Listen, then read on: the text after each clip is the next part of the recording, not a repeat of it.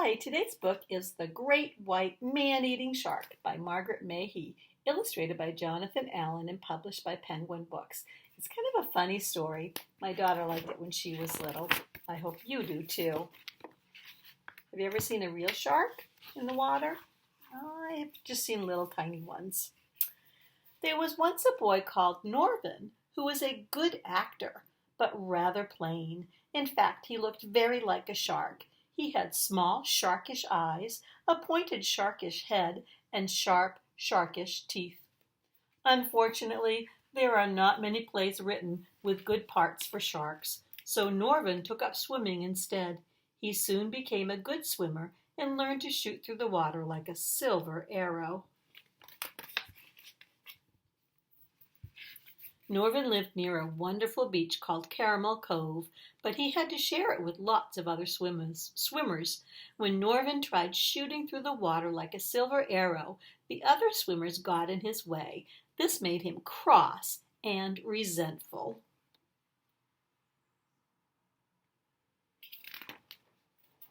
What's the use of being able to shoot through the water like a silver arrow if everyone gets in my way, he thought.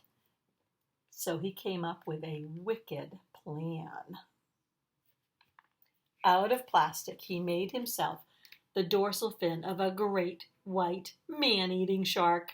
Then he strolled around the headland, thought a few sharkish thoughts, strapped it on, and slid into the clear blue water. Mrs. Scorpio, who ran the bakery, was bobbing harmlessly up and down in the warm waves when suddenly she saw the dorsal fin of a great white man-eating shark heading straight for her. If you are swimming and see a great white man-eating shark heading straight for you, the thing to do is to leave the water in a quiet and dignified way. But Mrs. Scorpio did not know this. "Shark! Shark!"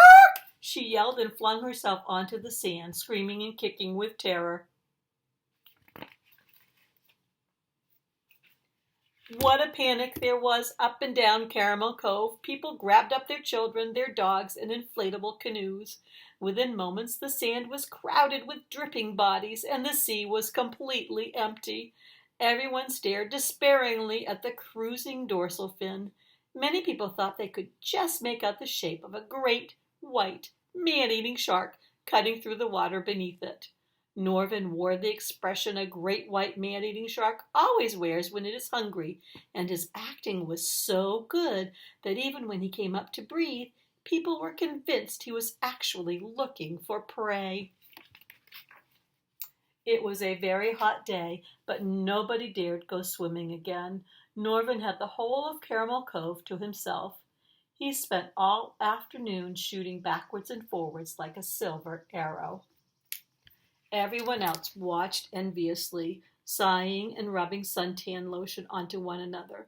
No one dared to share the sea with a great white man-eating shark. At last, Norvin swam out around the headland and vanished from sight. After that, everyone except Norvin was too scared to go swimming at Caramel Cove. "Norvin, come out at once," his friends all cried. "There's a great white man-eating shark hanging around these parts." Norvin laughed. "Nonsense," he said. "It's probably only a whale shark, or even a basking shark. And they are vegetarians, you know." Norvin had the entire beach to himself for 3 whole days.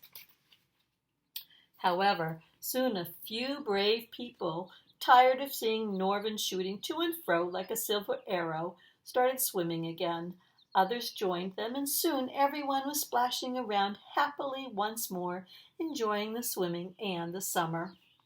But Norvin had grown used to having the beach to himself. He strolled around the headland, put on his dorsal fin, and swam back into Caramel Cove. Mr. Dorsey, the plumber, was showing his little boy Courtney how to stand on his head in the water, something a plumber sometimes has to do. Suddenly, he found himself nose to nose with Norvin. He did not recognize Norvin, of course. He thought he was nose to nose with a great white man-eating shark. If you find yourself nose to nose with a shark, the thing to do is to leave the water quietly, just as if your only thought was to rub in more suntan lotion. Mr. Dorsey did not know this. "Shark! Shark!" he yelled, grabbing Courtney. He flung himself onto the sand, kicking and screaming in terror. Within minutes, Norvin had the beach all to himself once more. No one dared go swimming for a week at Caramel Cove. No one except Norvin, that is. He shot to and fro like a silver arrow, while others watched longingly from the beach.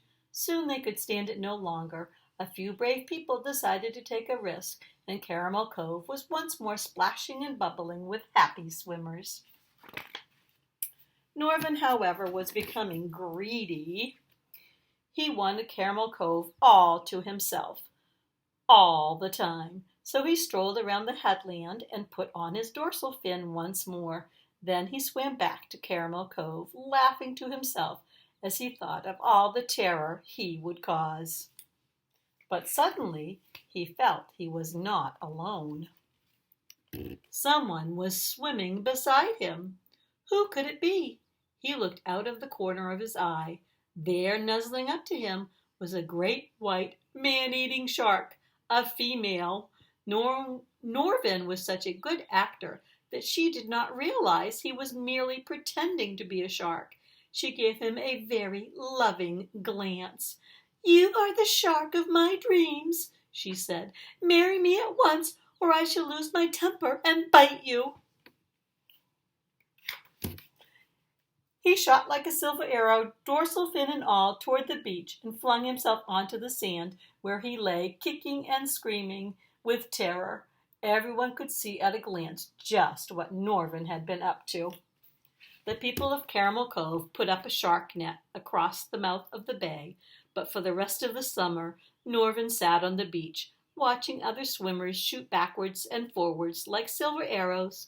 He had had such a terrible shock that, shark net or not, he was too frightened to go swimming for a long, long time. Though he was a plain boy, he had made rather a good-looking shark, and I think he was very wise not to take any dangerous chances. Hope you liked it.